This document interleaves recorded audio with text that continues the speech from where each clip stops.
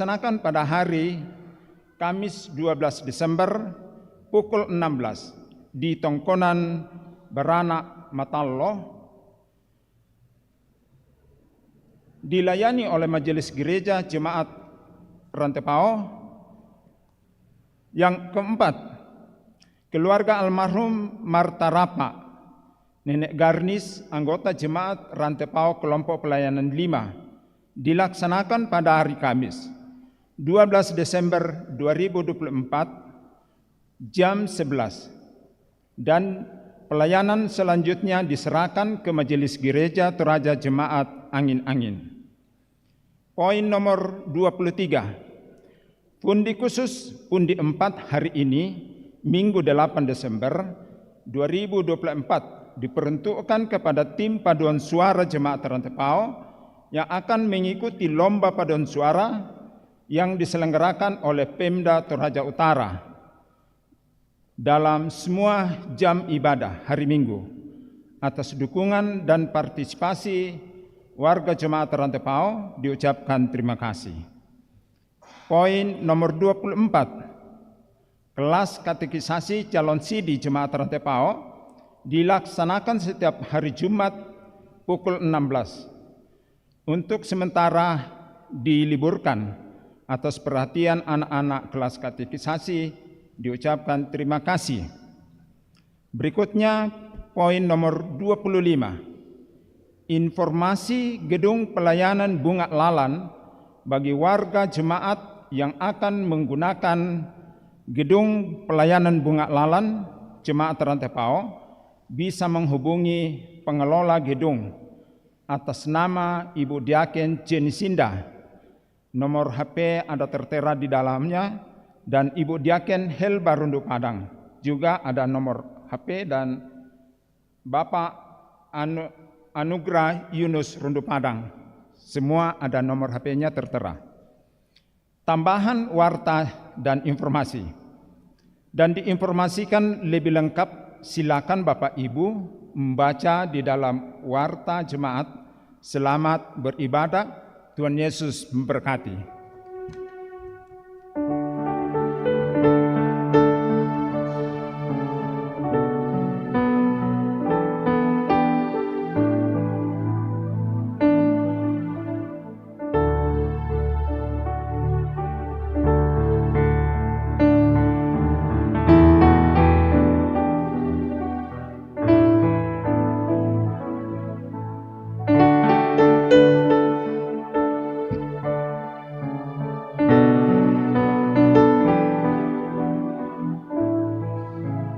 Shalom.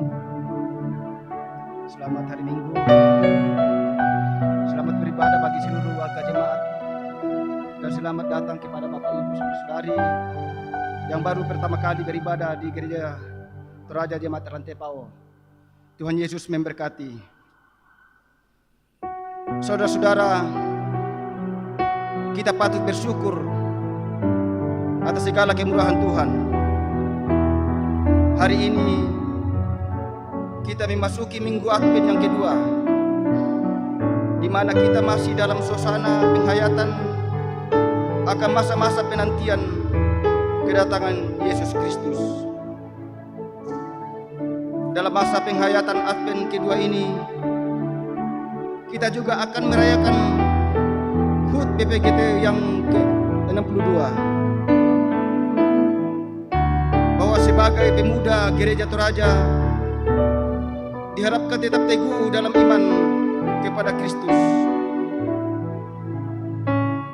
Tema yang akan menuntun kita dalam penghayatan Advent kedua adalah penuh dengan buah kebenaran. Marilah kita bersorak-sorai memuliakan nama Tuhan. Jemaat dipersilakan berdiri, kita menyanyikan Kidung Jemaat 91 ayat 1 dan 2. Putri Sion, nyanyilah.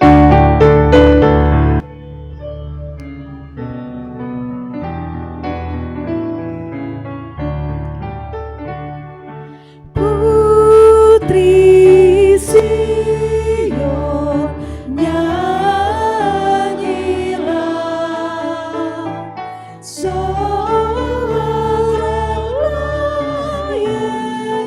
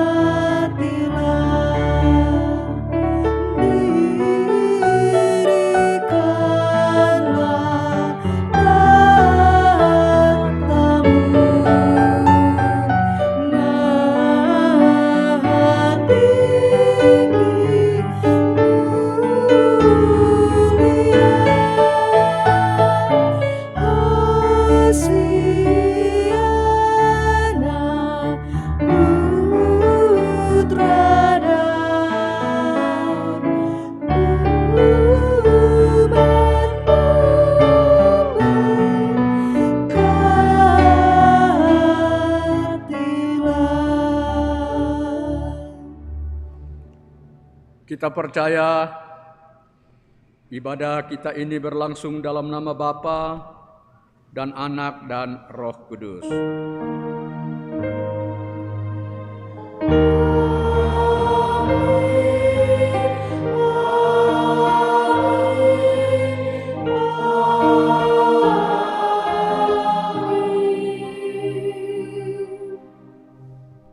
Salam sejahtera bagi kamu sekalian. Kasih Tuhan menyertai kamu semua.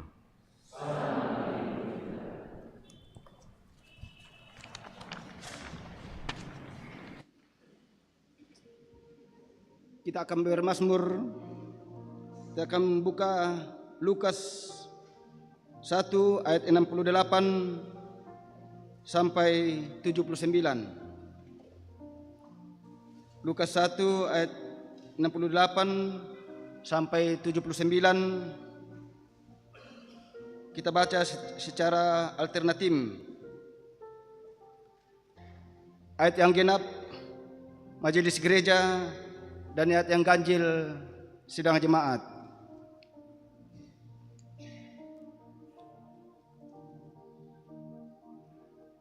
Kita mulai. Terpujilah Tuhan Allah Israel, sebab Ia melawat umatnya dan membawa kelepasan baginya.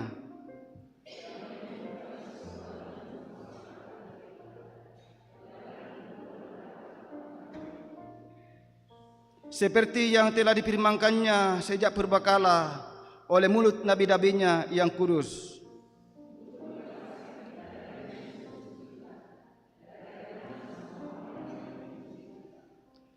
Untuk menunjukkan rahmat-Nya kepada nenek moyang kita dan mengingat akan perjanjiannya yang kudus.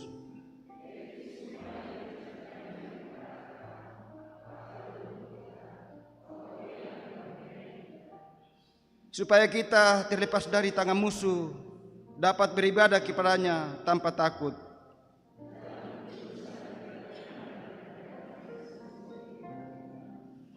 Dan engkau, hai anakku, akan disebut Nabi Allah yang Maha Tinggi, karena engkau akan berjalan mendahului Tuhan untuk mempersiapkan jalan baginya.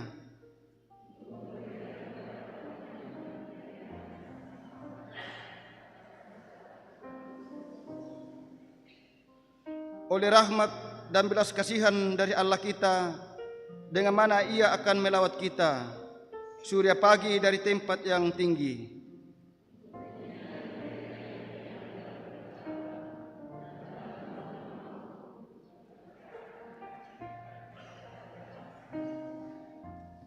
Amin.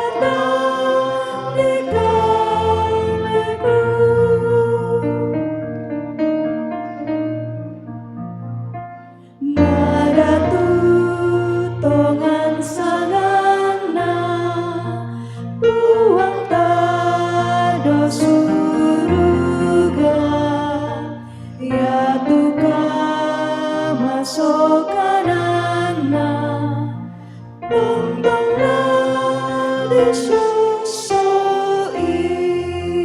Mintutong kasiri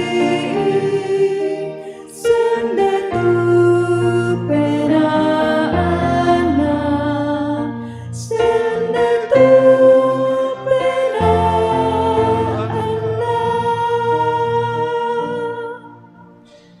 Jemaat yang dikasihi Tuhan, marilah kita menyambut dengan penuh sukacita hukum kasih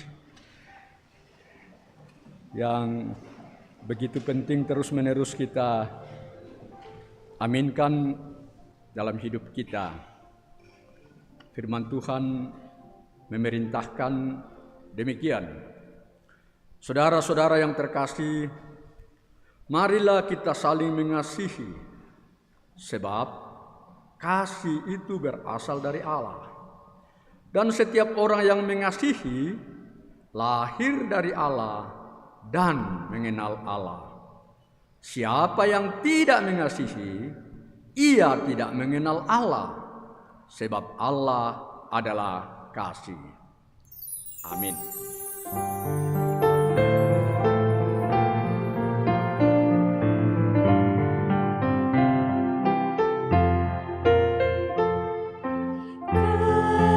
Tuhan Yesus tiada bertepi,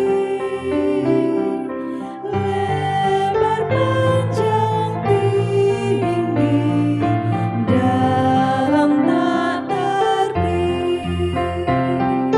Walau melampaui akal kita yang fana,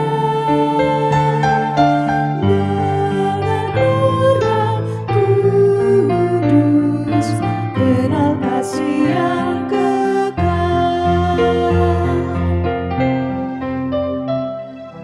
Iman dan harapan, kasih yang benar, dari ketiganya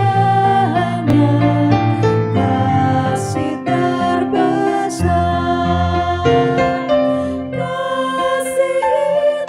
Sabar, Dia suka memberi,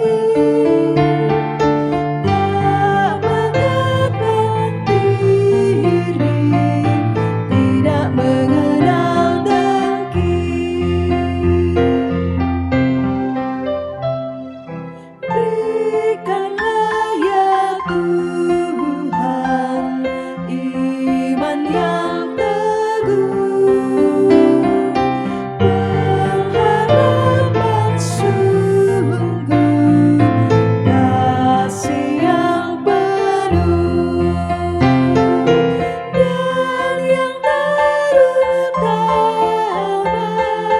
kasih Tuhan tercermin dalam hidup kami, senantiasa berseri.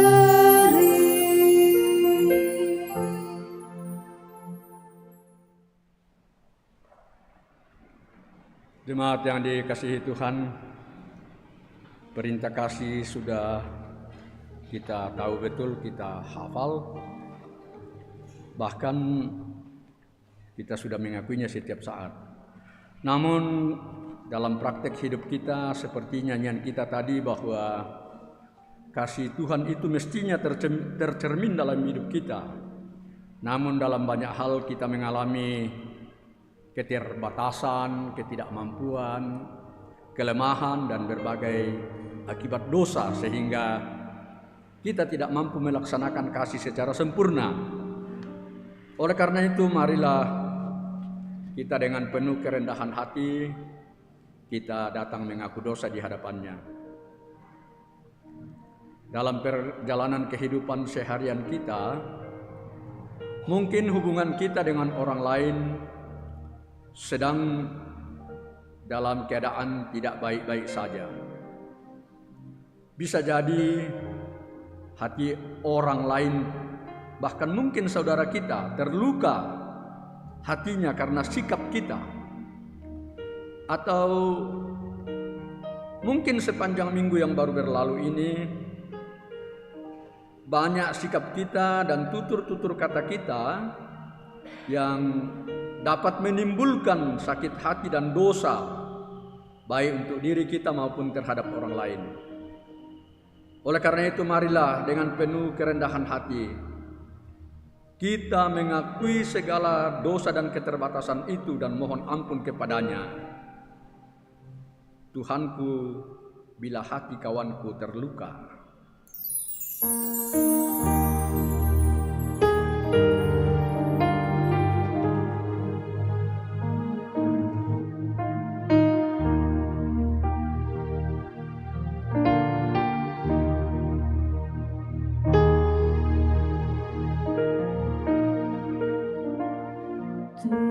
Tuhanku, bila hati kawanku terluka oleh tingkah ujarku dan kehendakku jadi panduku,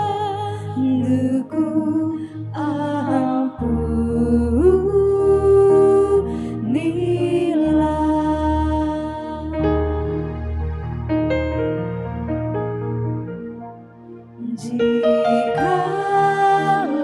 tuturku tak semena dan aku tolak orang berkesan, pikiran dan tuturku bercela,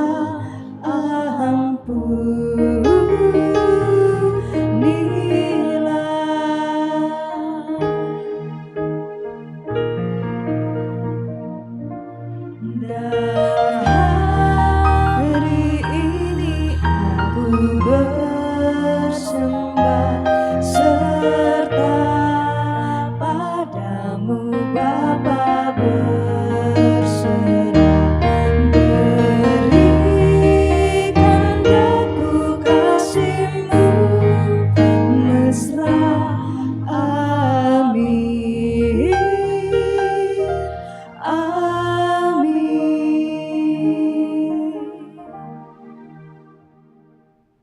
Firman Allah kepada kita, marilah, baiklah kita berperkara. Firman Tuhan, sekalipun dosamu merah seperti kermisi, akan menjadi putih seperti salju. Sekalipun berwarna merah seperti kain kesumba, akan menjadi putih seperti bulu domba. Berbahagialah kita diampuni. Amin. Dipersilakan pada suara kelompok pelayanan 1.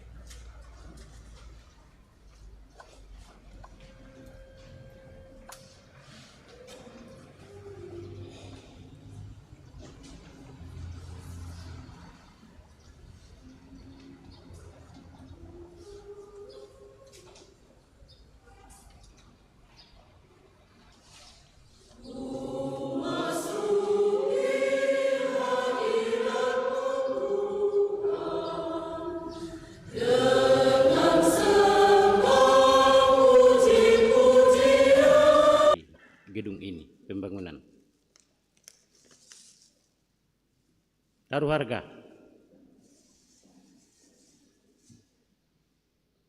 Dari berapa? Untuk pembangunan? Dari orangnya yang sama.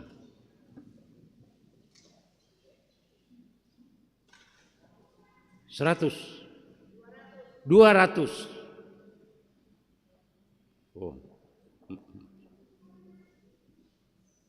semangat mau dari tengah 200 satu kali. Saya mau 200 3 kali.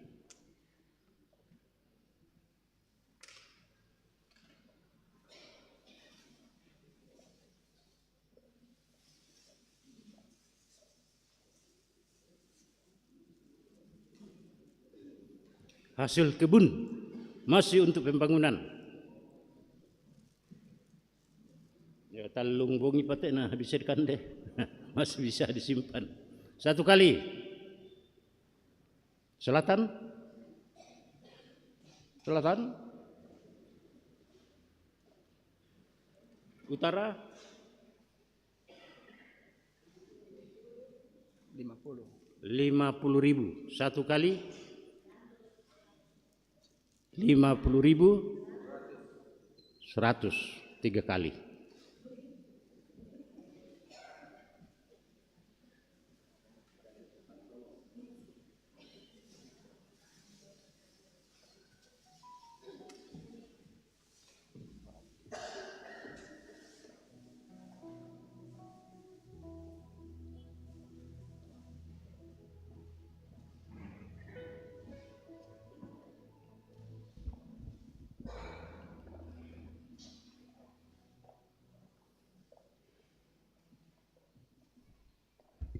Mari kita berdoa. Hamba-Mu Tuhan berdiri di hadapan hadirat-Mu. Telah kembali dari tengah-tengah persekutuan kami, membawa persembahan syukur dari umat-Mu. Berkati semuanya ini Tuhan, dan ampuni segala dosa kami, agar persembahan yang kami berikan boleh berkenan di hadapan hadirat-Mu. Juga Tuhan berkati hamba-Mu yang telah memberikan persembahan lewat natura pada saat ini.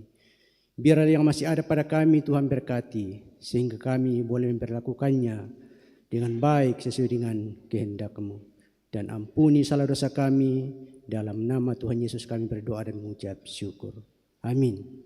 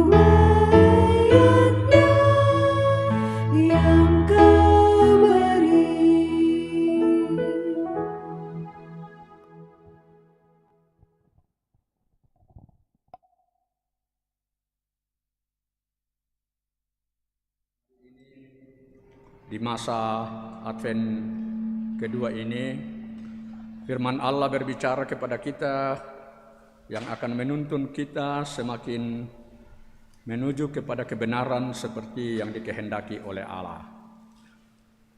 Firman Tuhan yang kedengaran kepada kita terdapat di dalam Lukas, tadi sudah dibaca Lukas 1, berikutnya Maleakhi 3 ayat 1 sampai 4, Filipi 1 ayat 3 sampai 11, dan Lukas 3 ayat 16.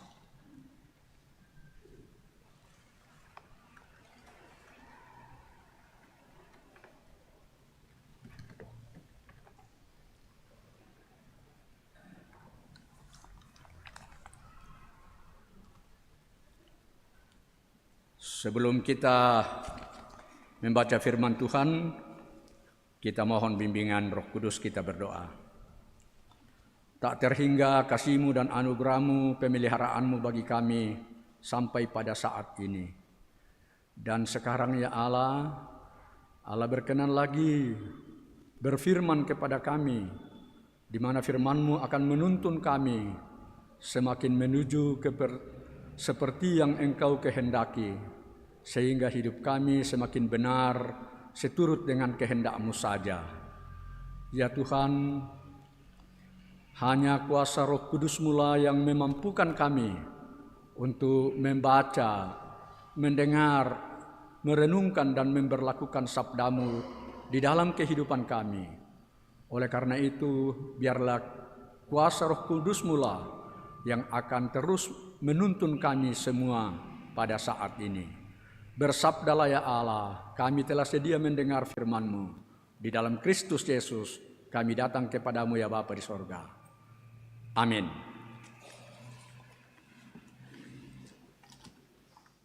Pembacaan kita terdapat dari Maleakhi 3 ayat 1 sampai 4. Firman Tuhan berbunyi demikian. Lihat, aku menyuruh utusanku supaya ia mempersiapkan jalan di hadapanku.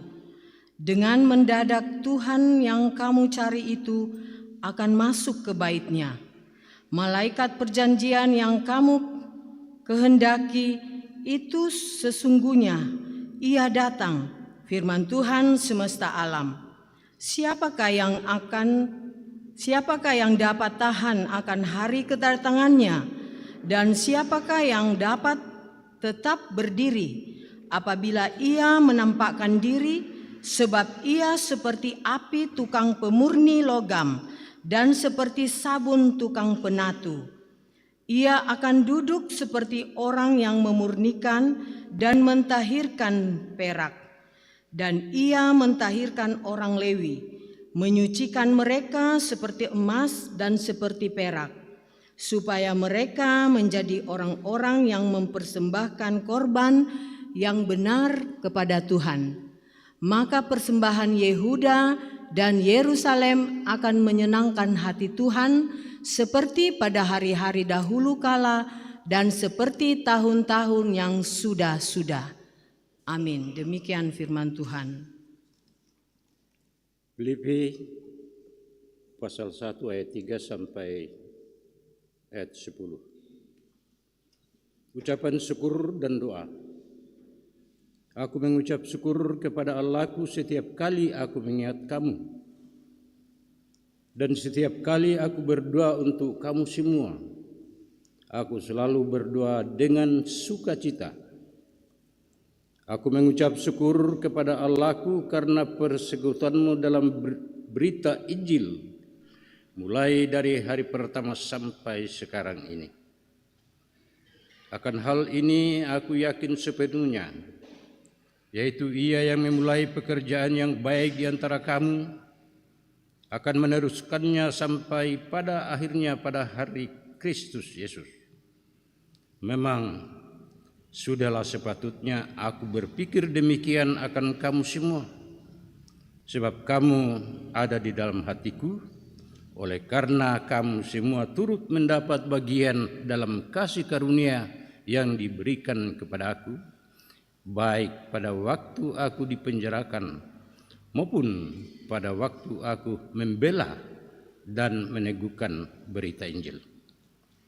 Sebab Allah adalah saksiku betapa aku dengan kasih mesra Kristus Yesus merindukan kamu sekalian. Dan inilah doaku, semoga kasih-Mu makin melimpah dalam pengetahuan yang benar dan dalam segala macam pengertian, sehingga kamu dapat memilih apa yang baik, supaya kamu suci dan tak bercacat menjelang hari Kristus, penuh dengan buah kebenaran yang dikerjakan oleh Yesus Kristus untuk memuliakan dan memuji Allah. Demikian firman Tuhan.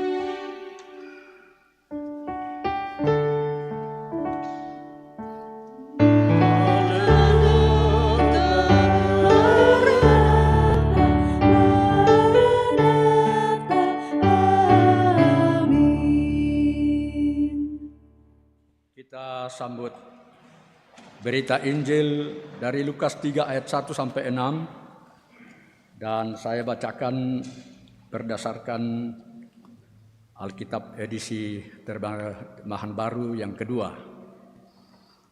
Lukas 3 ayat 1 sampai 6. Dalam tahun ke-15 pemerintahan Kaisar Tiberius, ketika Pontius Pilatus menjadi gubernur Yudea dan Herodes raja wilayah Galilea, Filipus saudaranya raja wilayah Iturea dan Trignatis, dan Lisanias raja wilayah Ebilene. Pada waktu Hanas dan Kayafas menjadi imam besar, datanglah firman Allah kepada Yohanes, anak Sakaria di padang gurun. Lalu datanglah Yohanes ke seluruh daerah Yordan dan memberitakan baptisan tobat untuk pengampunan dosa, seperti ada tertulis dalam kitab nubuat-nubuat Yesaya.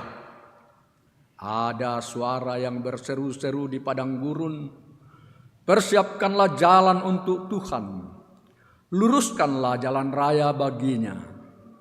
Setiap lembah akan ditimbun, setiap gunung dan bukit diratakan, yang berliku-liku diluruskan, yang berlekuk-lekuk dijadikan jalan rata, dan semua orang akan melihat keselamatan dari Allah.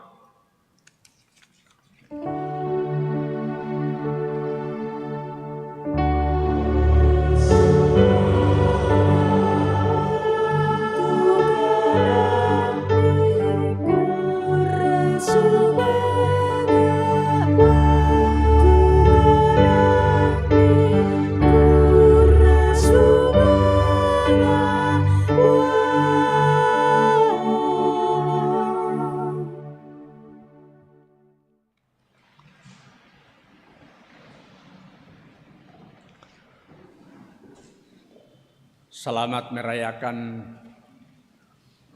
Minggu Advent kedua,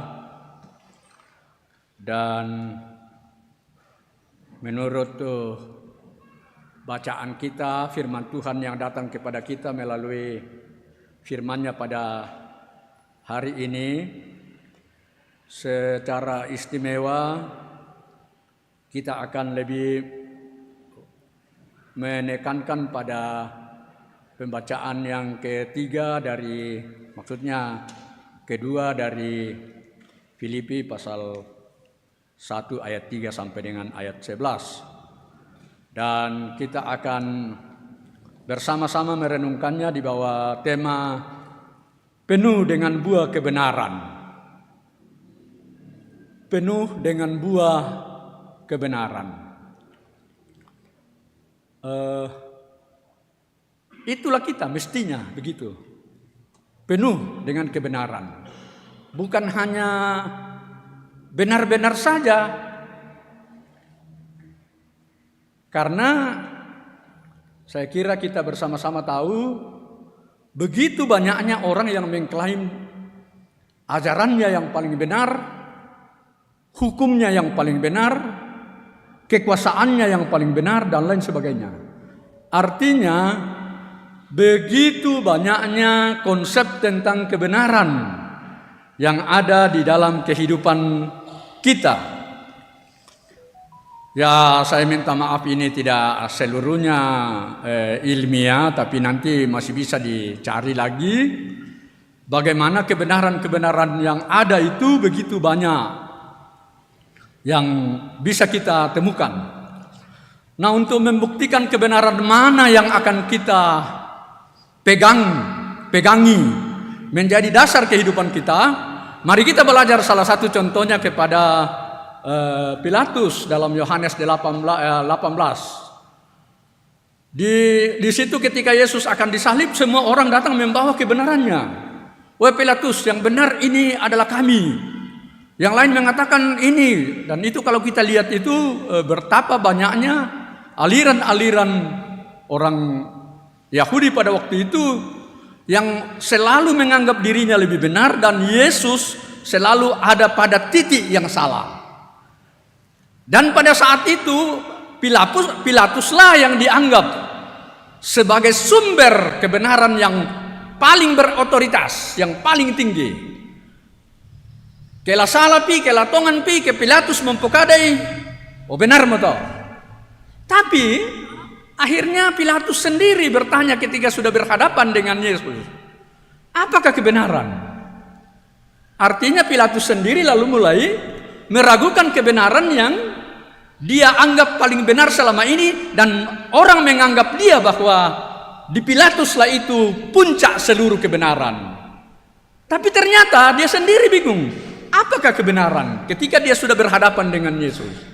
Singkatnya, akhirnya pada pasal 19, Pilatus berkesimpulan, kalau mau tahu kebenaran, lihatlah manusia itu, yaitu siapa? Yesus. Kebenaran menurut Pilatus yang selama ini dianggap sebagai pemilik kebenaran mutlak, kan ya apa kadawa? Kalaupun makanya Yesus dibawa kepadanya untuk diadili. Tapi akhirnya Pilatus sendiri berkesimpulan, kalau mau mengetahui kebenaran dan mendapatkan kebenaran yang sesungguhnya, lihatlah dan pergilah belajar, singkatnya belajarlah kepada Yesus. Saya kira itu yang terjadi. Jadi Pilatus sendiri mengatakan kebenaran itu ada pada Yesus. Dan kemudian lalu Yesus sendiri mengatakan bahwa apa? Dan saya kira ini yang paling terkenal bagi kita. Apa Yesus sendiri mengatakan apa? Akulah kebenaran itu. Saya kira kita sepakat itu ya. Selain jalan dan kebenaran, selain kebenaran, jalan dan hidup. Itu di dalam Yohanes, saya kira nats yang sangat terkenal itu.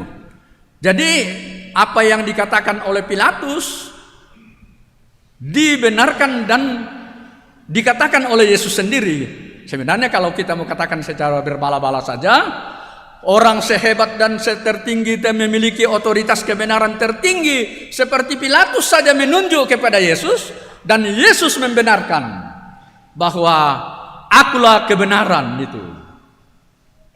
Nah, jadi kalau begitu kita sudah ada di jalan yang paling benar, paling tepat, karena kitalah yang telah mengikut dan mendengar ajaran sumber kebenaran yang sesungguhnya.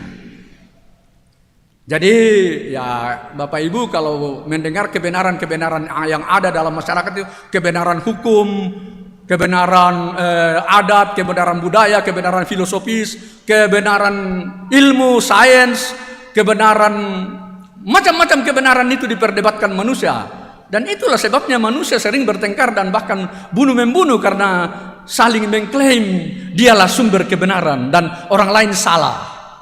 Kan begitu yang terjadi. Maka terjadilah perperangan dan lain sebagainya.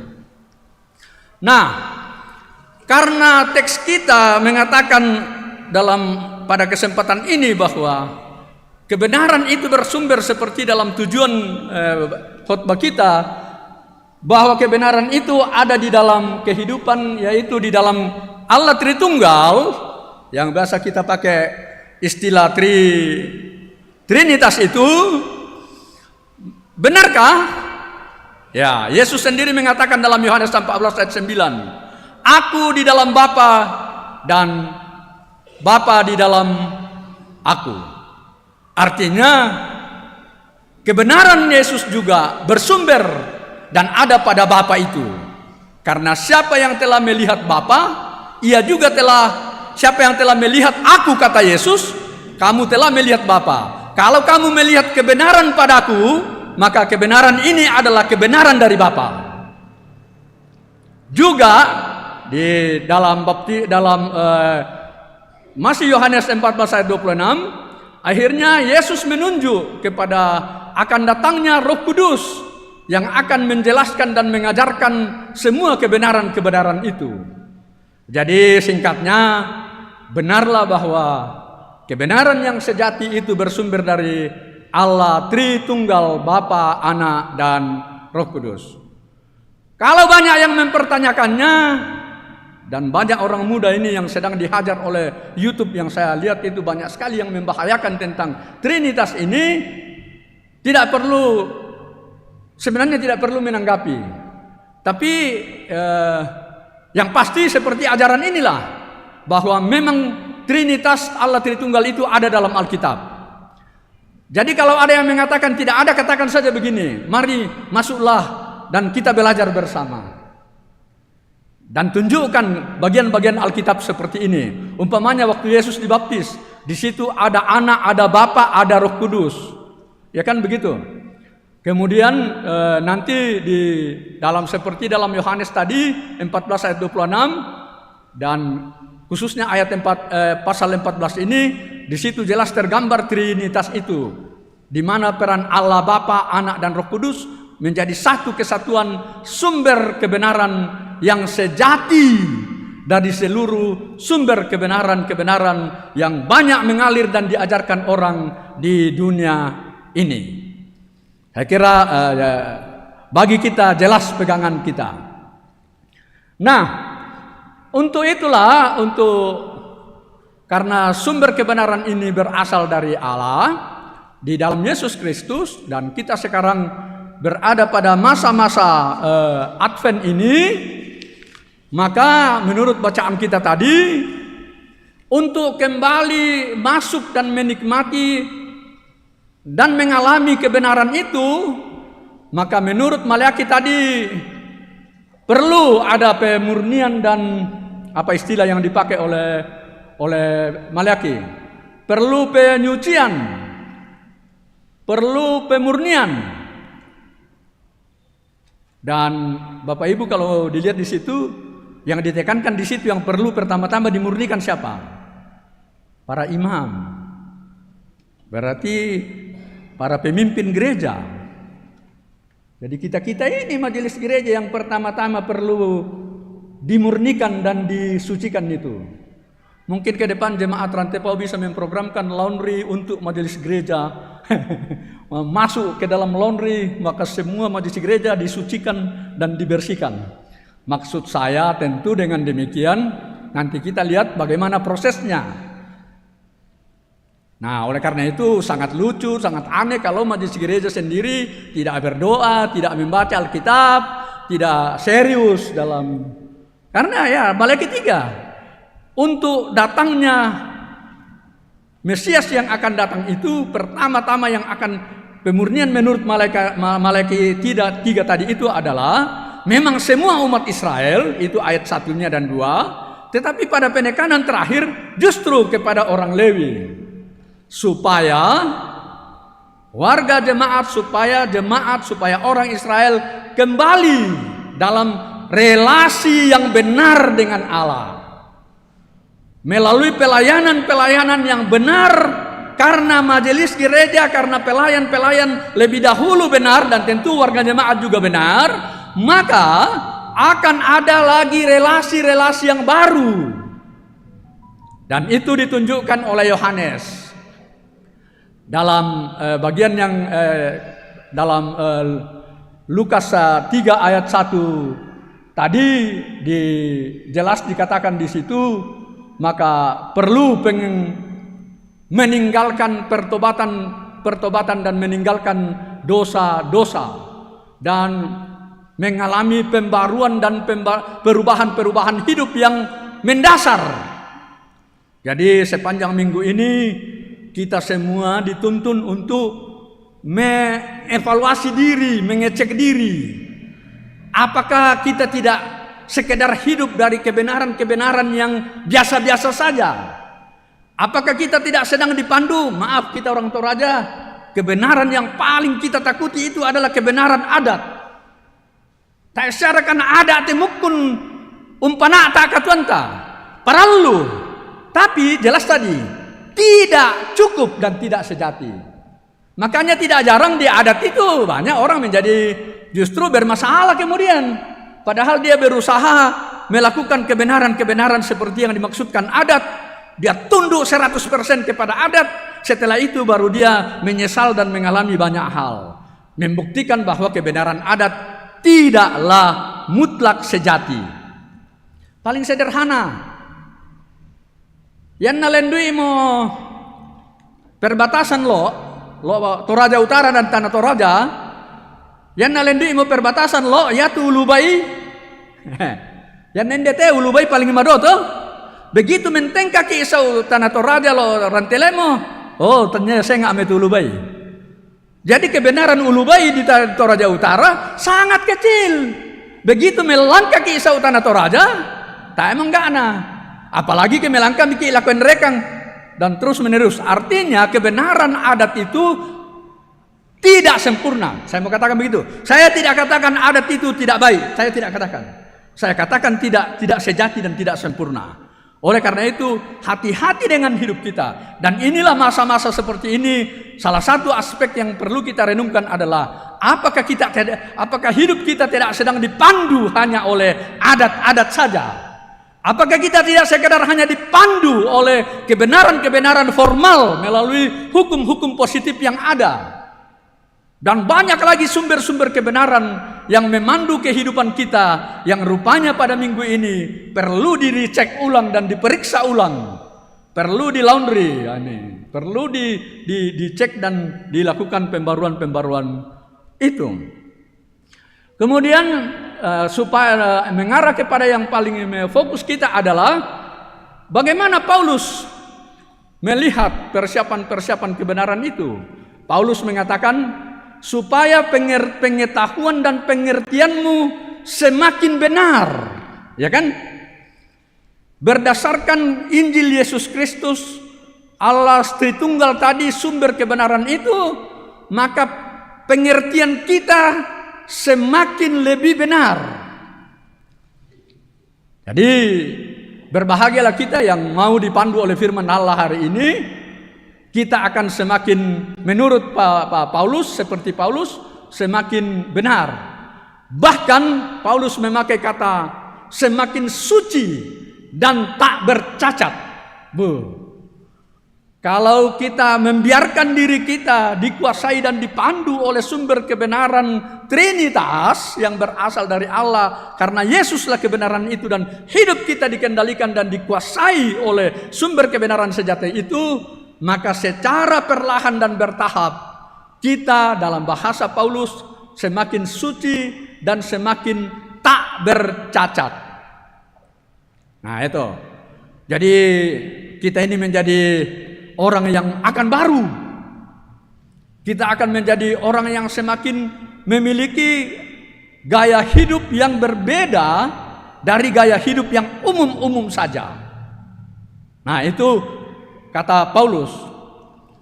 Nah, salah satu nyanyian yang sangat disukai pada masa lampau dan masa kini itu seperti yang dikatakan oleh Paulus sendiri, puncak dari pengakuannya tentang bagaimana Kristus menguasai dirinya di dalam Galatia 2 ayat 20. Bukan hanya aku hidup, tapi Kristus yang hidup dalam aku. Berapa lagu nato? Dan jati diriku kini bukan diriku lagi. Wah, menaran-menaran kenapa boleh main di sini, melainkan Kristus Tuhanku hidup dalam diriku.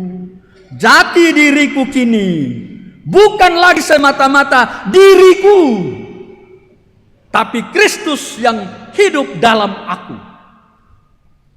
Tahun 80-an lagu ini, 90-an tahun lagu ini sangat, saya tidak tahu apakah tidak sekedar dinyanyikan gitu loh. Kebenarannya diketahui, tapi kebenaran sejatinya tidak jalan dalam hidup kita. Ya, saya tahu betul ini tahun 80-an lagu ini sangat top ini. Nah, jadi dengan demikian, ketika kebenaran itu telah menjadi milik kita, mari kita lihat bagaimana Paulus lebih spesifik.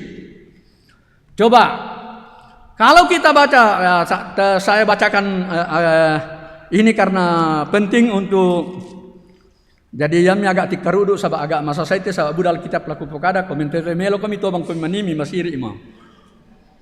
Filipi 3 ayat 5 sampai 8. Bagaimana Paulus setelah berjumpa dan membiarkan dirinya dikuasai oleh Kristus, maka kebenaran-kebenaran lain itu menjadi tidak berarti apa-apa.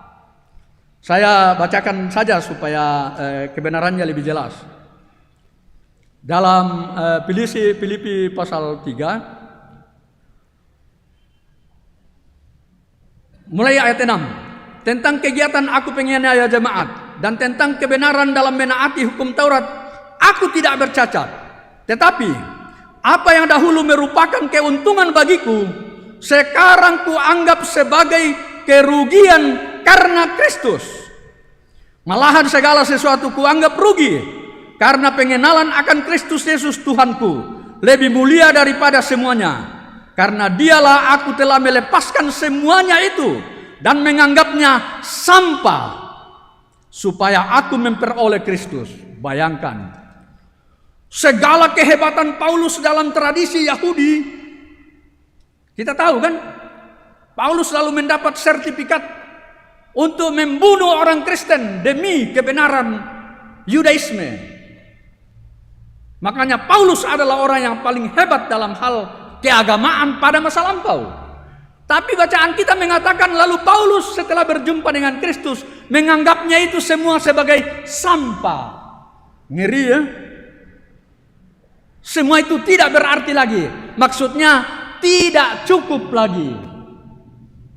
Oke ya tolendu na tobo arika. Paya tete mote eta mukula susi todolona. Itu kata Paulus. Contoh yang kedua, bagaimana Paulus itu adalah warga negara elit.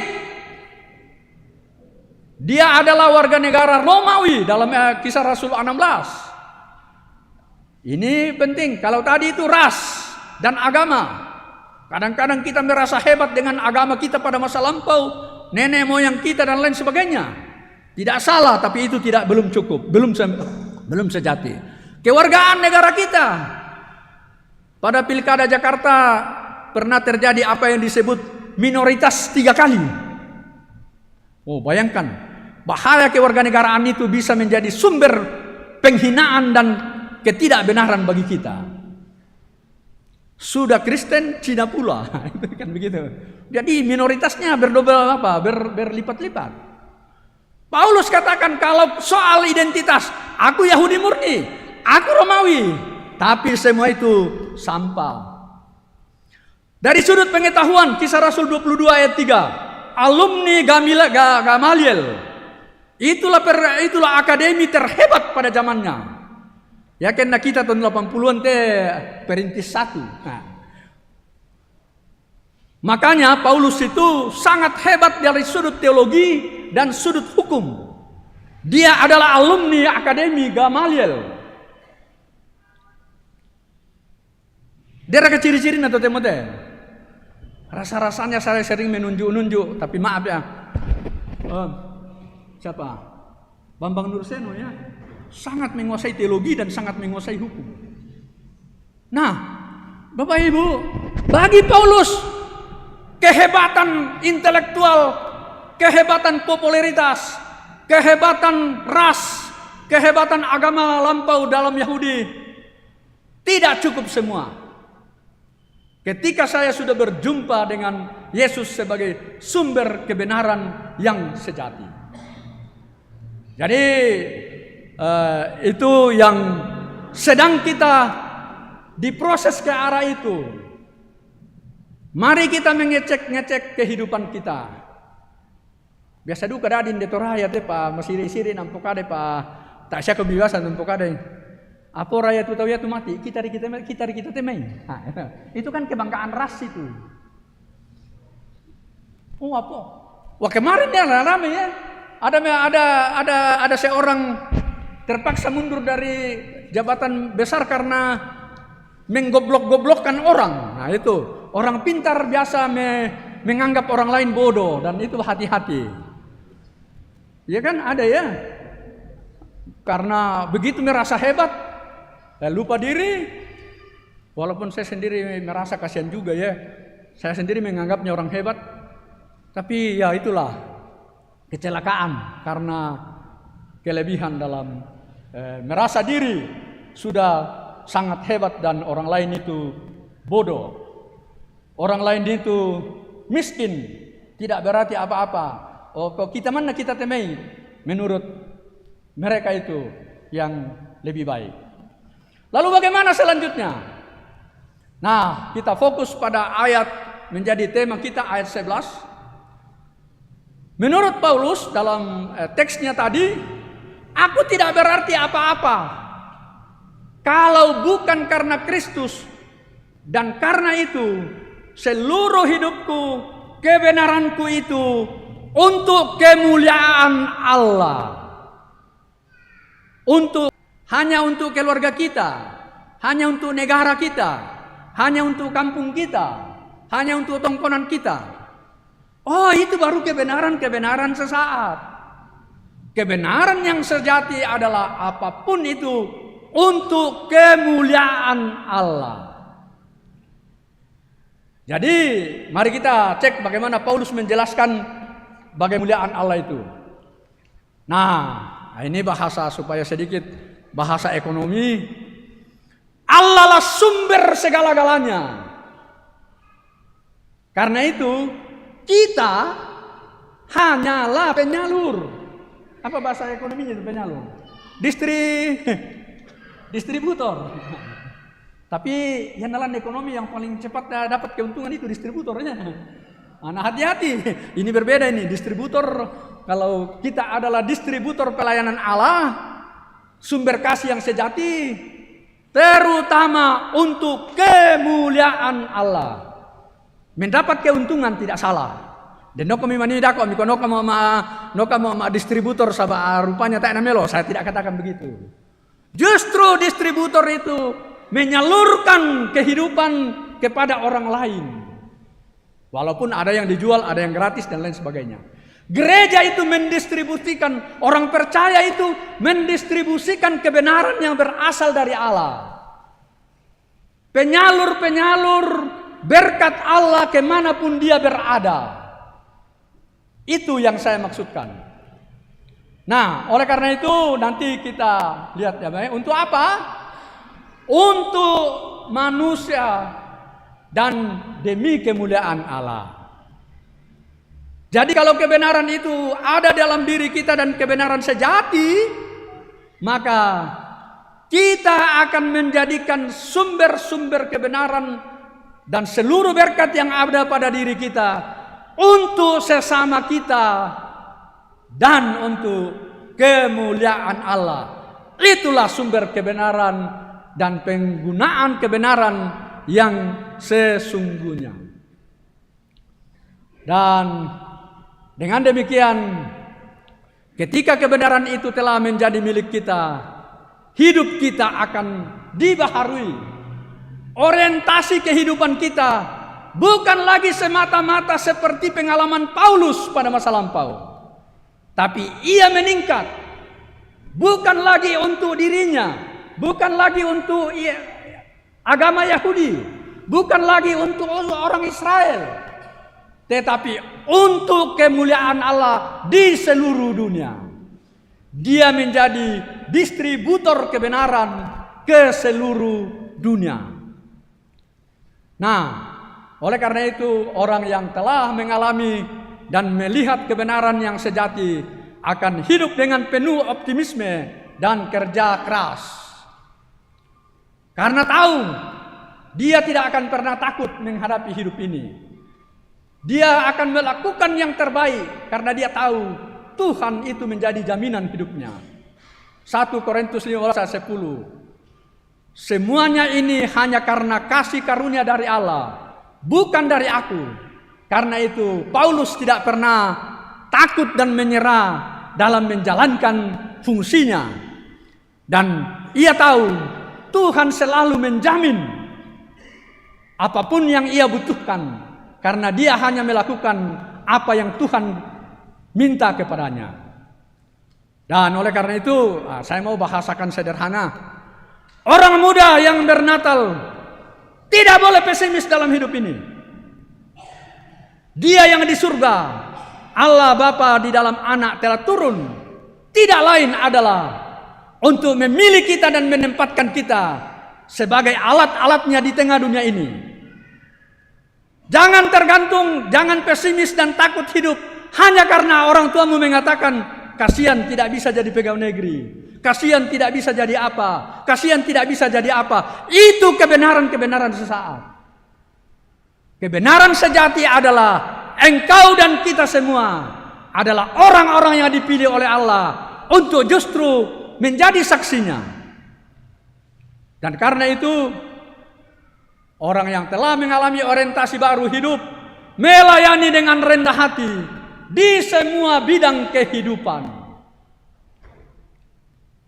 Orang-orang yang telah mengalami kebenaran itu akan hidup rendah hati dan menjalani hidup ini dengan penuh kerendahan hati dan siap untuk menjadi pelayan Allah di seluruh lini kehidupan. Satu-satunya lini kehidupan yang masih ditakuti warga jemaat sekarang adalah politik.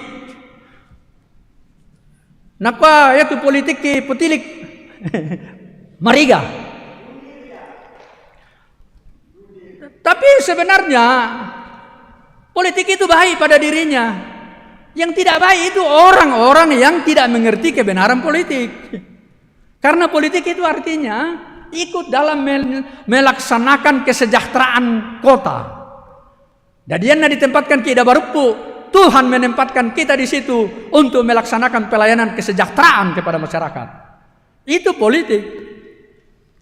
Jadi pelan-pelan ke depan ya Bapak secara istimewa Bapak Ibu yang terjun ke dunia politik, didiklah orang muda untuk menjadi politisi yang benar. Kira itu. Dan bayangkan Paulus secara tegas. Saya perlu bacakan ayatnya supaya kita jangan sekedar dengar begitu.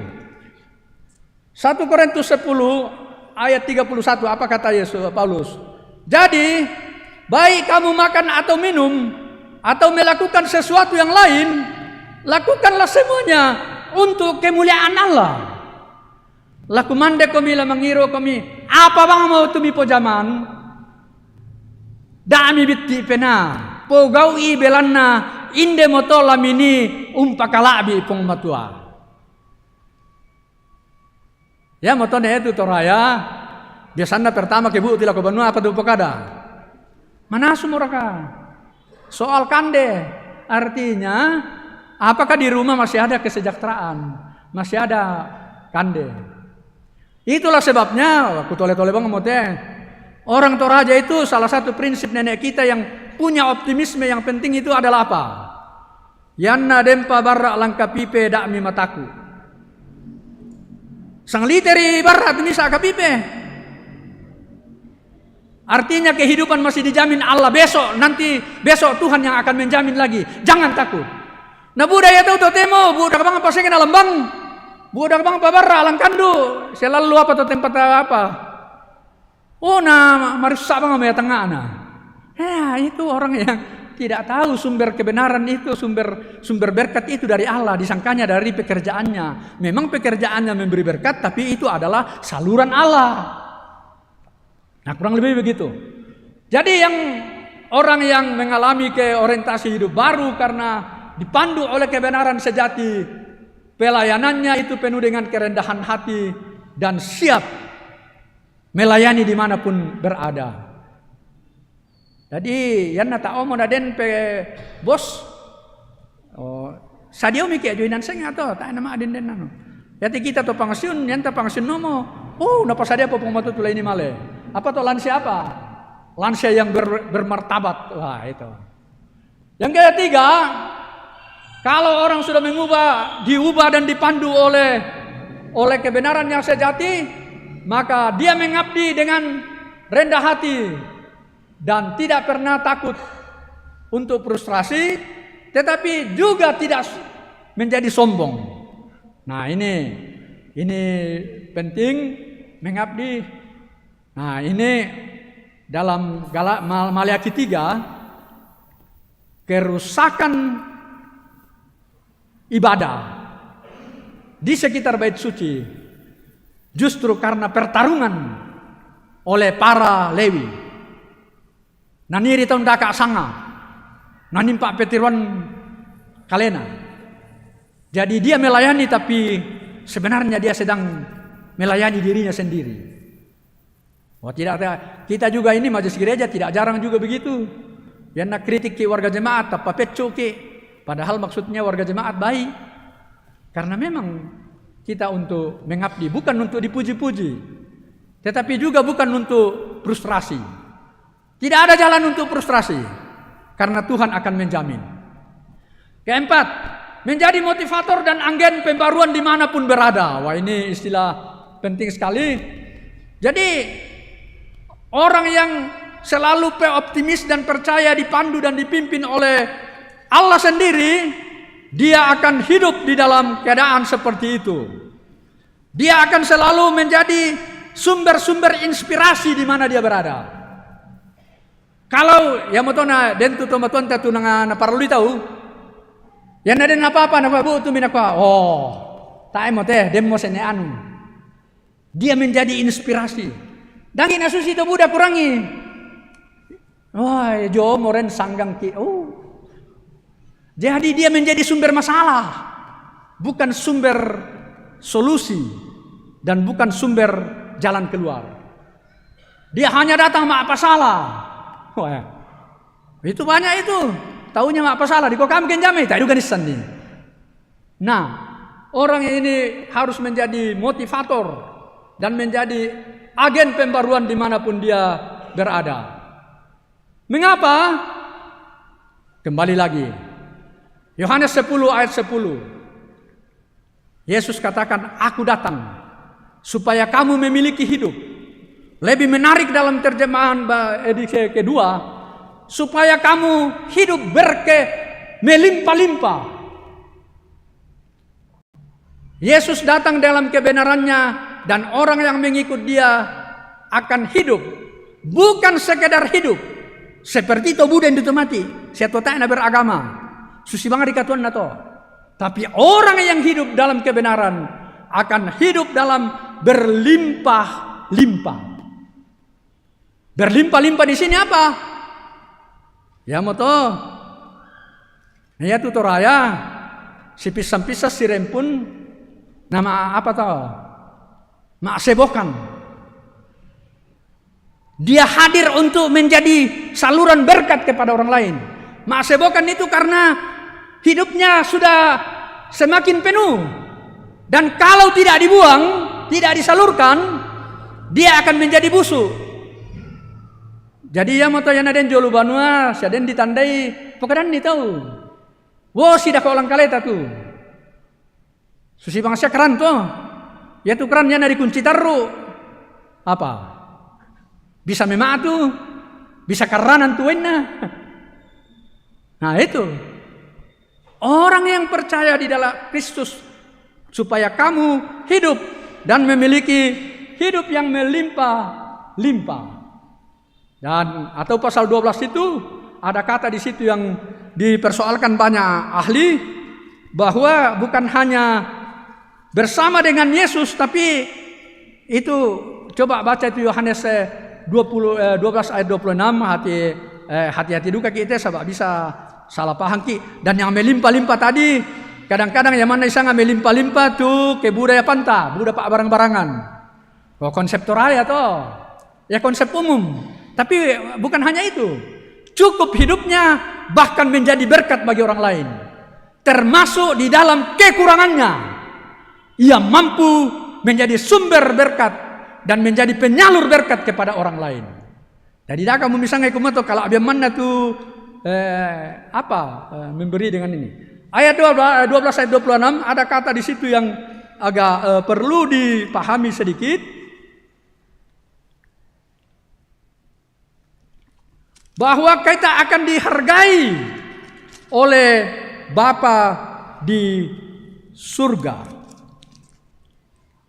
Siapa yang melayani aku, kata Yesus itu, ya harus mengikut aku. Dan di mana aku berada, di situ pelayanku akan berada. Siapa yang melayani aku, ia akan dihormati Bapa. Wah, misalnya para terus salah banget untuk pelayanan ta. Umba-umba tani inde duka to tupong Yesu. Makanya jangan takut. Bahkan ketika kita lakukan dengan penuh sukacita, Allah sudah menyediakan sesuatu bagi kita. Nah, jadi kusanga ya mate kita temai palangsung banget mite gambar ate sedang pong Yesus itu nan nuruk letek na tomasaki merendahkan hati untuk melayani orang yang membutuhkan pelayanan. Ada konsep teologi mengatakan Tuhanlah yang memiliki sumber untuk memenuhi kebutuhan manusia. Napagan nama ya pong matu ta matelino. Yari na tayo na den ganna belan na buda to barat. Di Indonesia katanya ada Pak Jerpis yang mungkin lebih tahu. 60 kekayaan atau 70% kekayaan orang Indonesia hanya dikuasai oleh 4% orang Indonesia. Bayangkan itu. Nalatang kakak tak bagian tatu pira. Nodennya tu tahu sela ko oso mapesan 20 na pasadian mo na kita nak kata masih berjuang. Tapi kita tidak pernah takut. Allah Yesus bersama kita. Dan Allah akan menyediakan sesuatu yang berharga bagi kita. Allah pasti menyediakan. Yang kita lakukan adalah menerima kekayaannya dan membagikannya. Nah, indanan nala kekayaan jome pong matua, apa jome pong matua nata na bagi ko. Hati-hati. Ya saya na bengki pong matua lah dipakai bagi-bagi.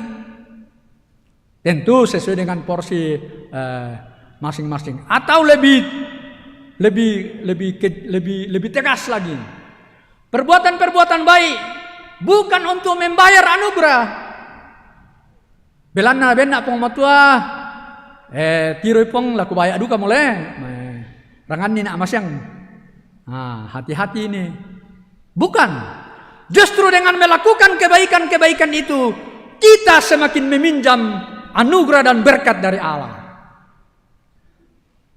Jadi data madopena ma persembahan. Opuang kubaya amai. Da o memirok ko ite minggu pole le. Aku bang makumpoy nang ko to. Oh salah.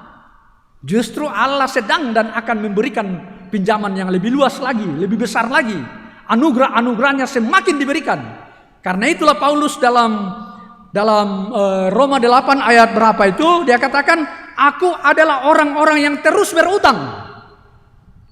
Paulus selalu merasa berutang dari Allah. Karena setiap saat Allah mencurahkan berkatnya kepada dirinya. Karena itu tidak ada jalan untuk sombong dan berbesar hati di dunia ini. Semua ini hanya karena anugerah dan pemberian Allah sendiri. Aku hanya berutang dari Allah. Dan karena itu aku hanya bisa berserah dan memuliakan Dia. Ini satu kutipan yang kiranya bisa menolong bahwa kekristenan yang sehat pasti ditandai dengan apa? 3 hal. Pertama, berakar pada kebenaran Kristus. Itu ciri pertama. Yang kedua, bertumbuh dengan firman-Nya. Tidak ada tempat lain kecuali melalui firman-Nya. Bisa banyak cara mendapatkan firman Allah. Dan yang ketiga, berbuah bersama dengan kasih-Nya. Dia terus-menerus menjadi penyalur kasih. Itulah ciri daripada orang yang hidup di dalam kebenaran yang berasal dari Allah. Bapak Ibu yang sama dikasihi Tuhan, marilah berbahagialah kita. Kita hari ini mendapat jaminan yang pasti dari Allah bahwa Allah telah datang dan akan memproses kita, menlaundry kita, menempa kita terus menerus, sehingga hidup kita semakin terarah seperti yang dikehendakinya. Kita semakin menikmati kebenaran-kebenaran itu, dan kita akan menjadi penyalur-penyalur kebenaran dimanapun kita berada. Jangan takut, jaminan Yesus pasti. Aku datang supaya kamu hidup dalam melimpah-limpah, dan aku sedang menyediakan kebahagiaan padamu. Selamat menyongsong kesejatian kebenaran yang berasal dari Allah. Amin.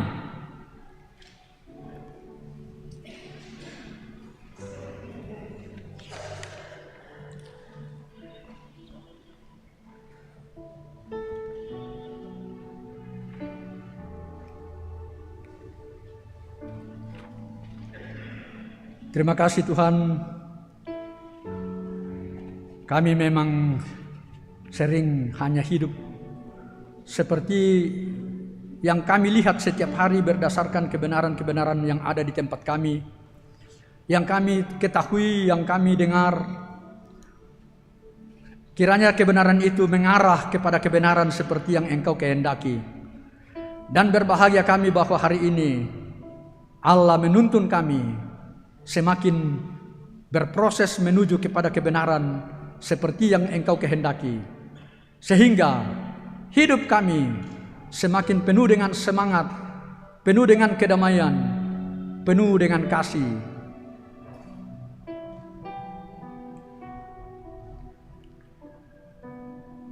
Amin. Kita masuk dalam sosialisasi HUT ke-58 PWGT. Disilakan.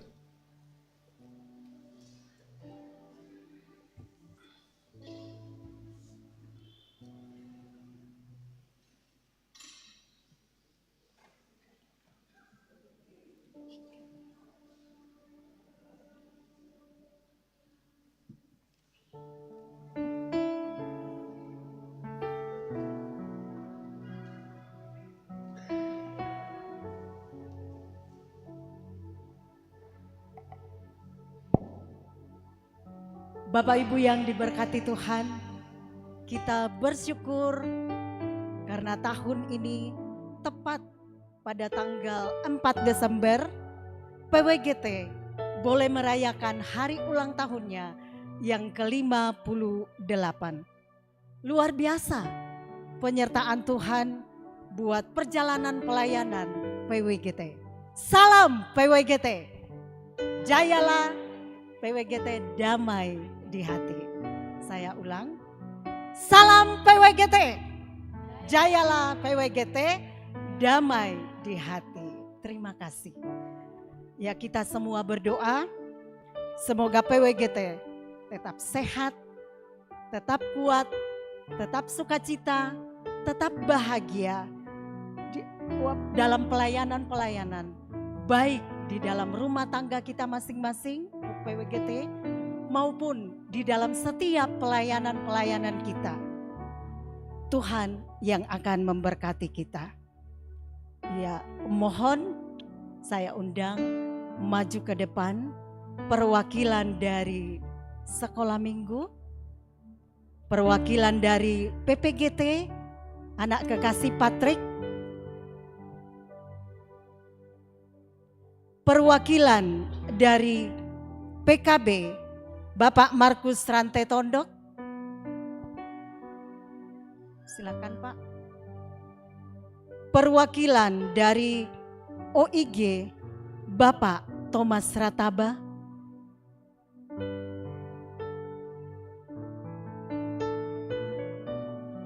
Perwakilan dari lansia, Ibu El Tande.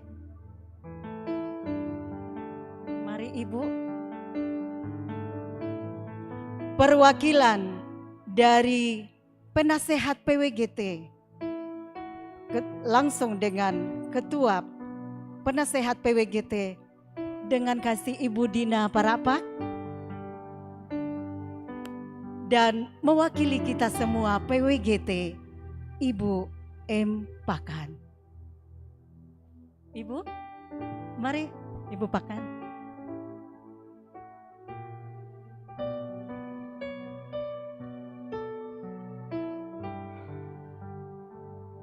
Ya, kita menyanyi panjang umurnya, serta mulia kita ganti, Tuhan berkati.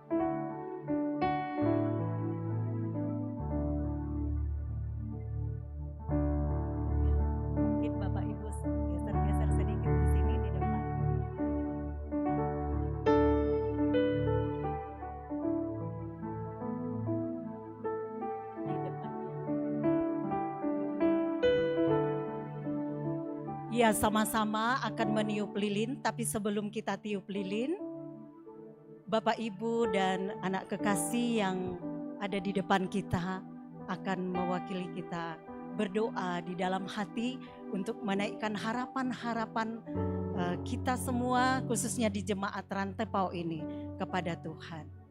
Doa dimulai.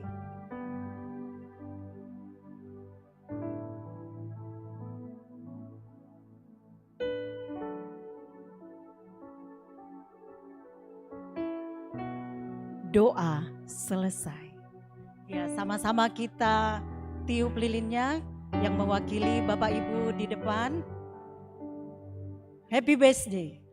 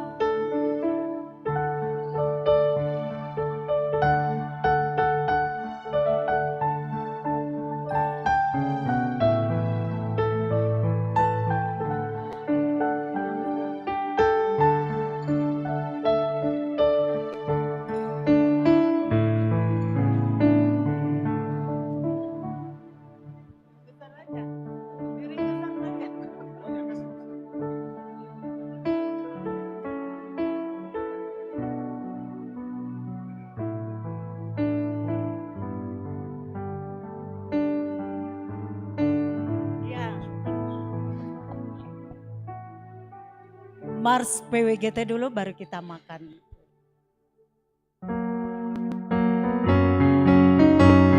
Semua yang hadir menyanyi.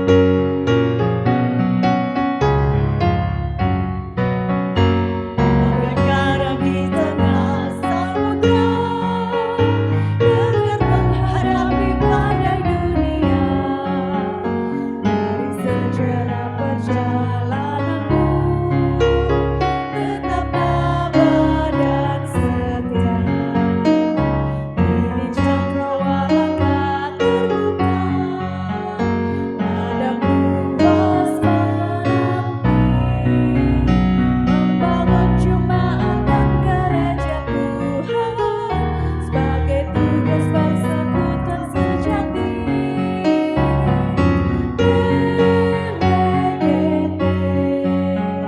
Persekutuan wanita gereja Toraja,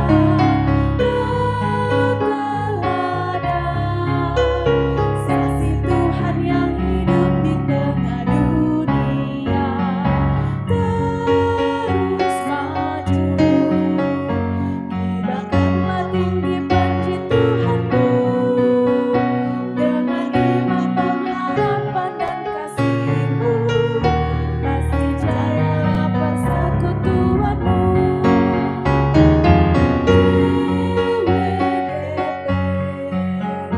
Persekutuan wanita gereja Toraja, kau teladan saksi Tuhan yang hidup di tengah dunia.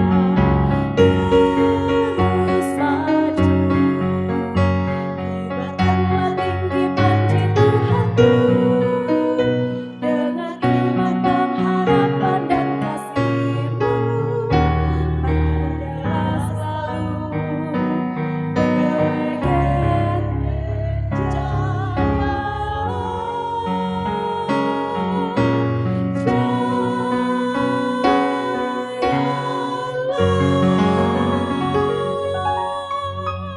ya, dimakan kuenya dengan hitungan 1, 3,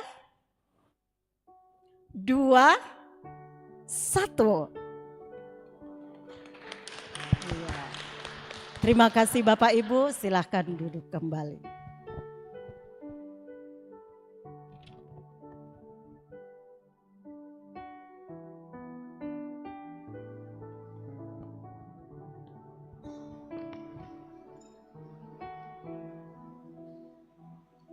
Dipersilakan duet PPGT Jemaat Rantai Pau.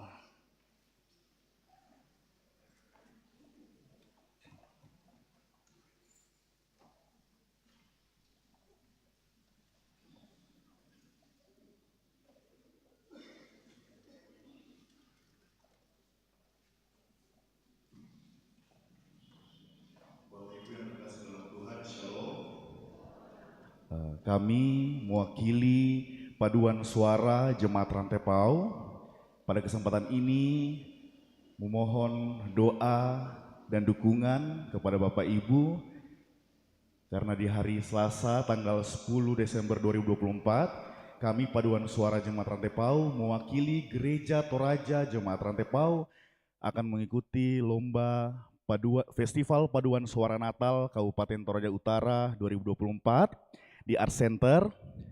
Dan pada kesempatan ini saya dan saudari Velin mewakili Paduan Suara akan mempersembahkan sebuah lagu pujian. Kiranya lagu ini bisa berkenan di hadapan Bapak Ibu, terlebih berkenan di hadapan Tuhan Yesus Kristus. Sekali lagi mohon dukungannya, terima kasih.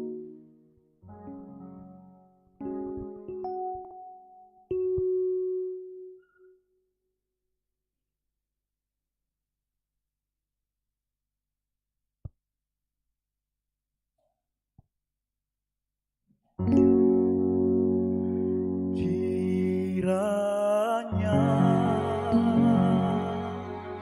Engkau memberkati aku berlimpah-limpah dan memperluas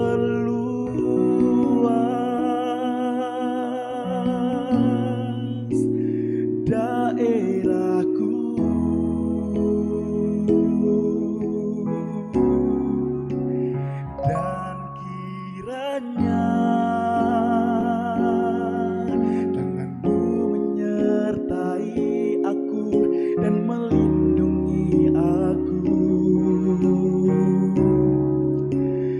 daripada malapetaka, sehingga kesakitan tidak menimpa aku.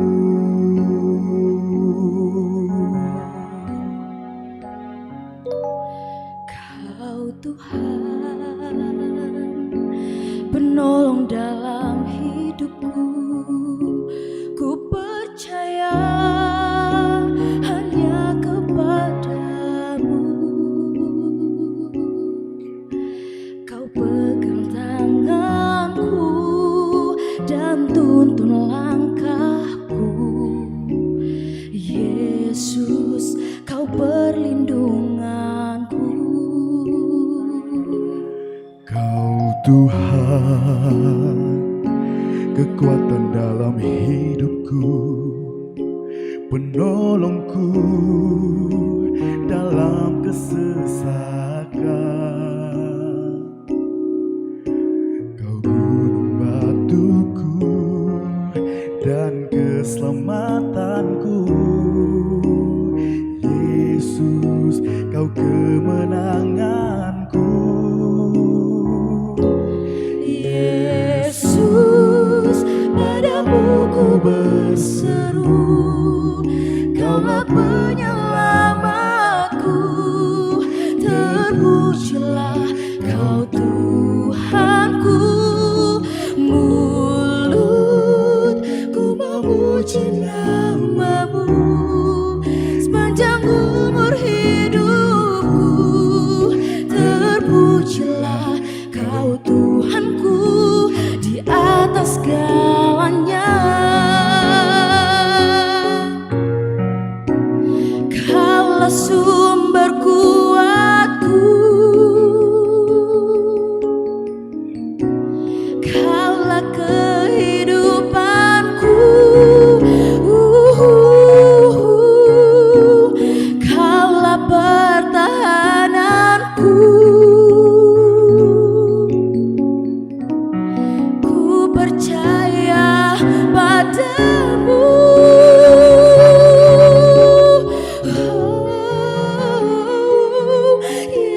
Yesus, padamu ku berseru, Kaulah penyelamatku. Terpujilah Kau Tuhanku. Mulutku memuji nama-Mu sepanjang umur hidupku. Terpujilah Kau Tuhanku di atas segalanya.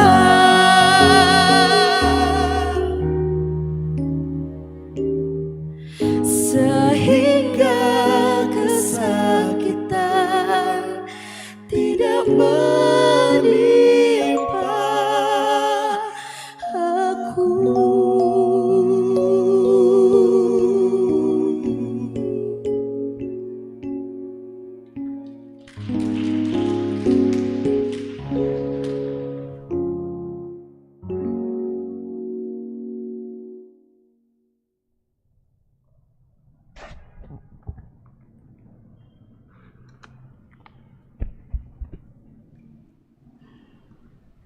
Mari kita menaikkan syafaat kita.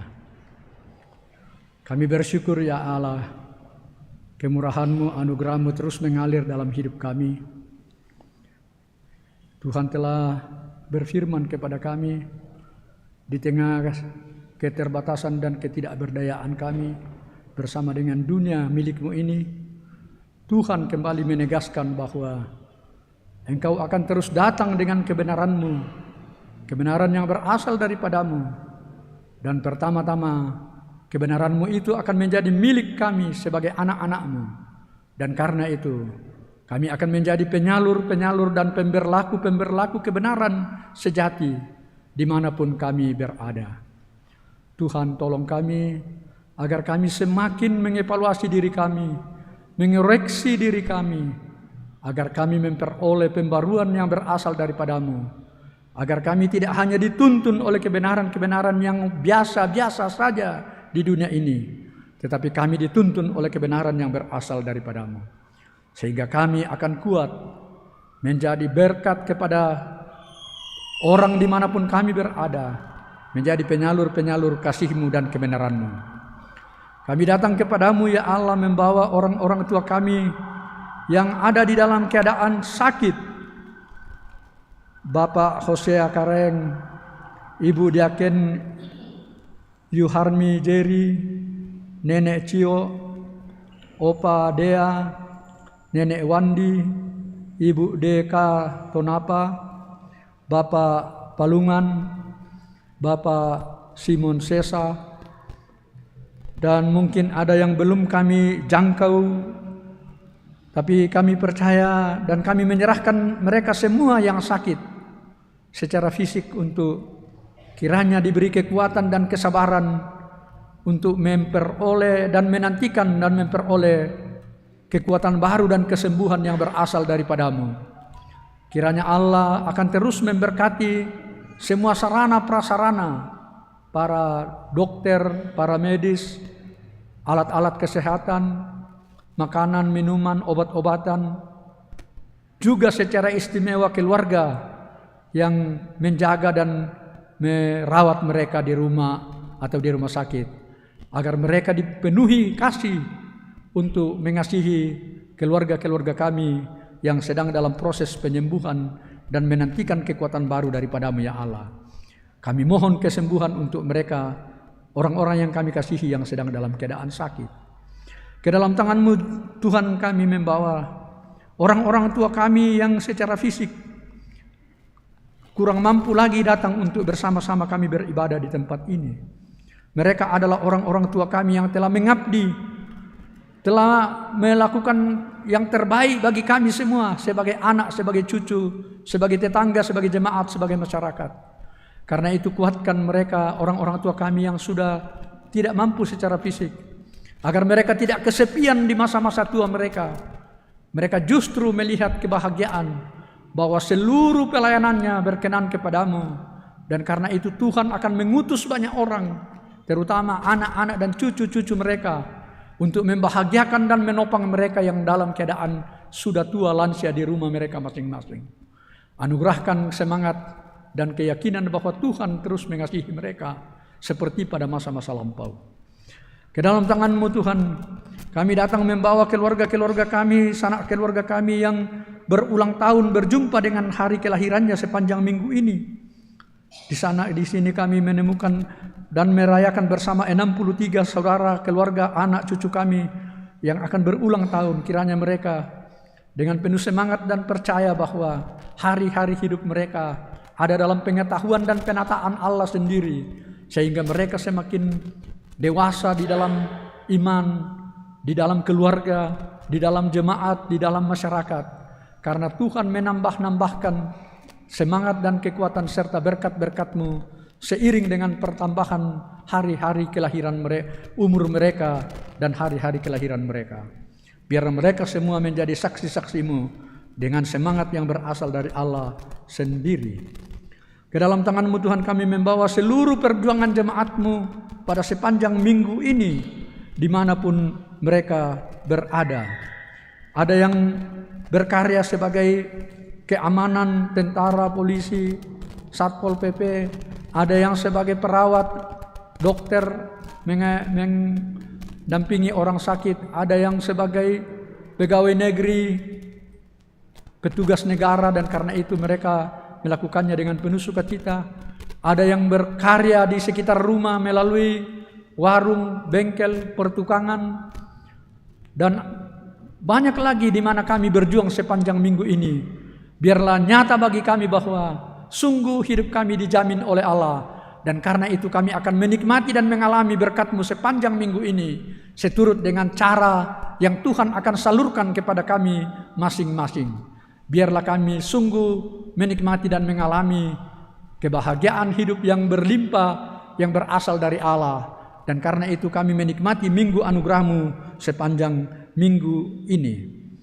Kami membawa ke dalam tangan-Mu syukur kami bersama dengan ibu-ibu melalui organisasi PWGT. Mereka sungguh-sungguh menjadi ibu-ibu yang hebat di dalam hidup kami. Mereka mengorbankan dirinya dan hidupnya untuk kami anak-anak dan para suami dan bahkan kepada masyarakat dan negara. Karena itu pimpin mereka semua untuk menjadi ibu-ibu yang penuh dengan pengabdian di sepanjang hidup mereka. Kami juga terus menopang dalam doa keluarga kami yang mengalami duka cita karena keterpisahan sementara dengan orang-orang yang mereka kasihi. Kami menopang dalam doa keluarga almarhum Margareta Gaksa, keluarga almarhum Thomas Pau Beka, keluarga almarhum Esther Bala, keluarga almarhum Nathan Rappa, keluarga almarhum Yakobus Kosat, dan keluarga almarhum Bapak JL Pali. Biarlah mereka tetap meyakini dan memastikan bahwa sungguh mereka akan dikuatkan dan dihiburkan oleh Allah dengan cara Allah sendiri. Allah mengutus banyak orang untuk bersama-sama mengalami duka cita yang sedang terjadi, dan biarlah mereka semua dikuatkan dan menatap hari baru, semangat baru, kekuatan baru, hidup baru yang berasal daripada Allah sendiri. Secara istimewa dalam menyongsong Natal ini, biarlah keluarga-keluarga kami tetap memiliki pengharapan yang pasti sekalipun berpisah sementara dengan orang-orang yang mereka kasihi. Ke dalam tangan-Mu Tuhan, kami mendoakan seluruh proses perampungan gedung pelayanan ini. Tuhan berkati anggota jemaat dan panitia sehingga semuanya akan semakin lebih baik dan semakin sempurna pada masa yang akan datang. Kami datang kepadamu ya Tuhan, membawa seluruh persiapan kedua saudara kami yang akan mengalami dan menikmati pemberkatan perkawinan pada minggu-minggu yang akan datang. Saudara Yulianto Duma dengan saudari Rani Patabang, saudara Pendeta David Juratulak Ponno bersama saudara Justin Rati Anugrah. Kiranya keempat saudara kami semakin matang secara fisik, secara mental, bahkan lebih secara rohani, agar mereka boleh menikmati dan mengalami berkat-berkat yang akan Tuhan curahkan di dalam perkawinan mereka. Bimbing dan persiapkan keluarga-keluarga dan majelis gereja yang akan melaksanakan proses perkawinan. Biarlah semuanya ini sungguh menjadi perkawinan yang berkenan di hadapan Allah. Ya Allah, kami membawa ke dalam tangan-Mu sanak keluarga kami yang jauh di dalam perjuangan dan keberadaan mereka masing-masing. Ada yang sedang mencari pekerjaan, ada yang sedang menuntut ilmu, ada di dalam pekerjaan mereka, ada di dalam keluarga mereka, dimanapun mereka berada. Seperti janji-Mu bahwa orang percaya di mana mereka berada, di situ Tuhan ada, sedang menuntun dan menganugerahkan kasih-Mu kepadanya, supaya kami semua dimanapun kami berada, ada di dalam pengetahuan dan pemeliharaan Allah semata-mata. Ya Allah, inilah semua harapan dan doa kami, penyerahan hidup kami. Kami bawa kepadamu hanya di dalam Kristus Yesus, sumber kebenaran sejati dan yang terus-menerus menyelamatkan kami sebagai anak-anak-Mu, dan yang terus mengajar kami doa Bapa kami sebagai berikut. Bapa kami yang di sorga, dikuduskanlah nama-Mu, datanglah kerajaan-Mu, jadilah kehendak-Mu di bumi seperti di sorga. Berikanlah kami pada hari ini makanan kami yang secukupnya, dan ampunilah segala kesalahan kami, seperti kami juga mengampuni orang yang bersalah kepada kami. Dan janganlah membawa kami ke dalam pencobaan, tetapi lepaskanlah kami daripada yang jahat, karena Engkaulah yang mempunyai kerajaan dan kuasa dan kemuliaan sampai selama-lamanya. Amin.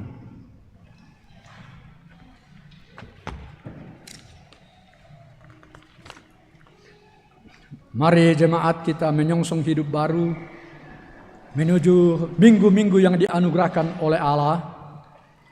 Dan karena itu, dengarkanlah petunjuk hidup baru yang akan kita jalani bersama sepanjang minggu ini dari firman Tuhan. Dan inilah doaku, semoga kasih-Mu makin melimpah dalam pengetahuan yang benar dan dalam segala macam pengertian, sehingga kamu dapat memilih mana yang baik, supaya kamu suci dan tak bercacat menjelang hari Kristus, penuh dengan buah kebenaran yang dikerjakan oleh Yesus Kristus untuk memuliakan dan memuji Allah.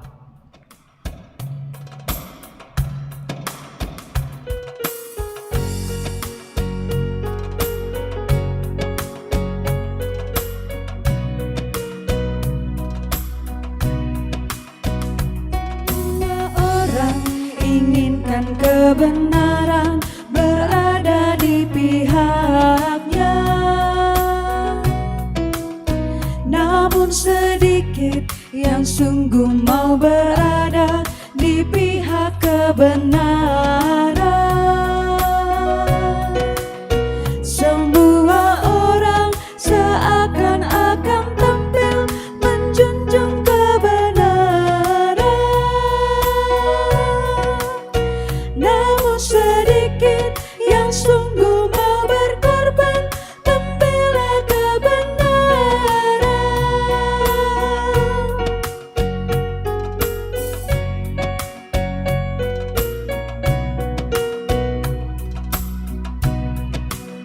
Semua orang yang cari kebenaran menjadi salah jalan,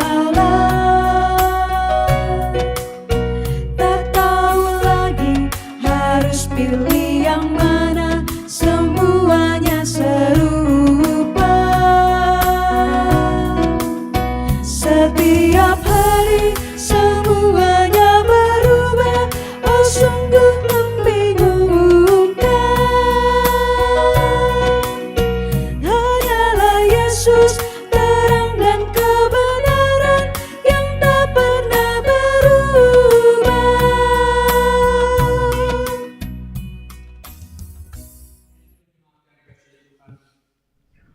Masuklah jalani hidup ini, berjuanglah melakukan firman Tuhan yang telah kamu dengar, dan hiduplah melatih diri untuk mengarah kepada kebenaran yang sejati. Kiranya Tuhan dan terimalah berkat Allah yang akan memandu kamu dalam hidup ini. Tuhan memberkati engkau dan melindungi engkau. Tuhan menyinari engkau dengan wajah-Nya dan memberi engkau kasih karunia. Tuhan menghadapkan wajah-Nya kepadamu dan memberi engkau damai sejahtera. Kita masuk dalam nyanyian syukur, perubahan besar di kehidupanmu.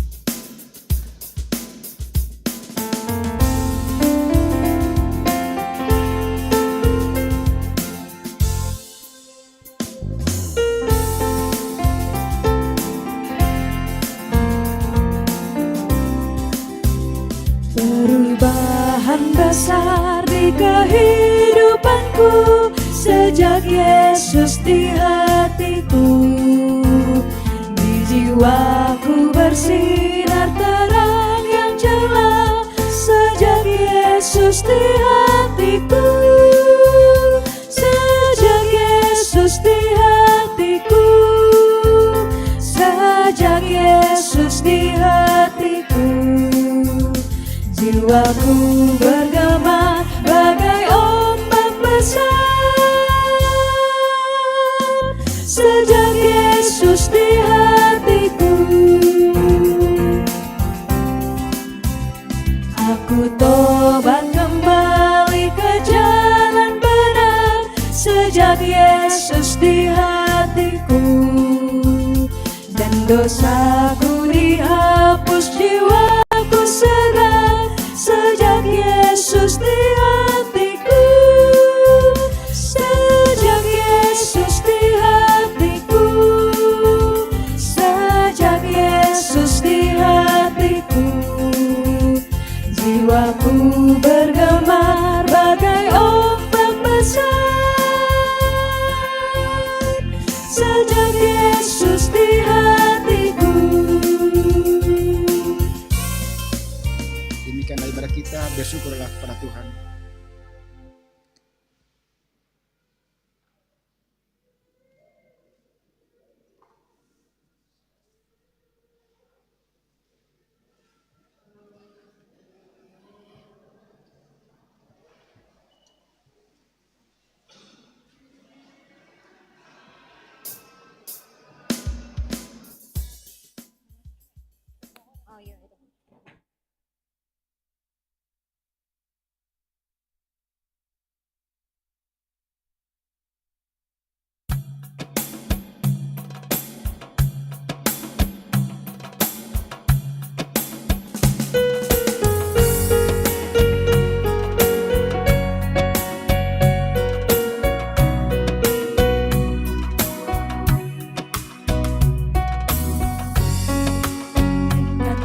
kebenaran berada di pihaknya.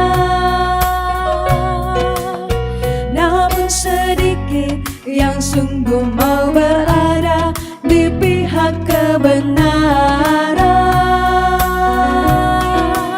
Semua orang seakan-akan tampil menjunjung kebenaran, namun sedikit yang sungguh mau berkorban membela kebenaran.